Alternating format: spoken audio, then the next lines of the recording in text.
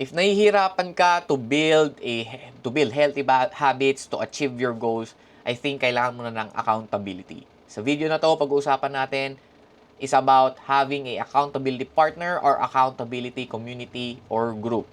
So, ano ba yung mga signs na nawawala ka na sa landas? Yung tipong sinabi mo ganito nung January, sinabi mo, sige, mag-workout na ako. Pero eto, tingnan mo, November na, hindi ka nakapag-start. Kung nakapag-start ka man, intro lang. Siguro, isang buwan ka lang sa gym.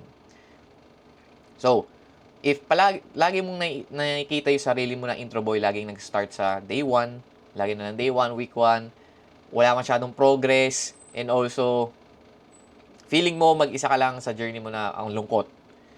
Basically, baka kailangan mo ng accountability. Because if you don't have accountability, you may struggle to stay motivated, disciplined, and focused. Number 2, you will miss out yung pinaka-valuable in which feedback feedback loop. Kasi in order for you to know kung excellent ba yung ginagawa mo, kung maganda ba yung ginagawa mo, you need feedback from other people.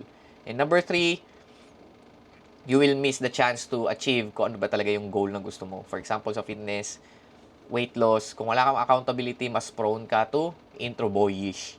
So, it's important because accountability is important because it keeps you on track plus discipline.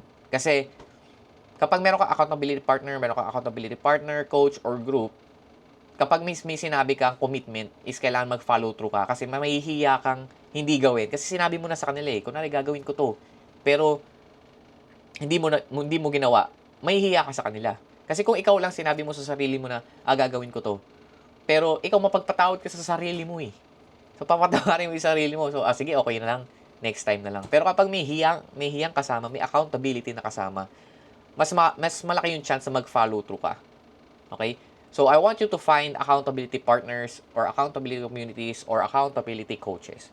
In this way, you stay disciplined and committed dun sa goals mo. So, not only you will stay committed, but you will also receive support, encouragement, plus, you will achieve your goals faster and also more efficiently.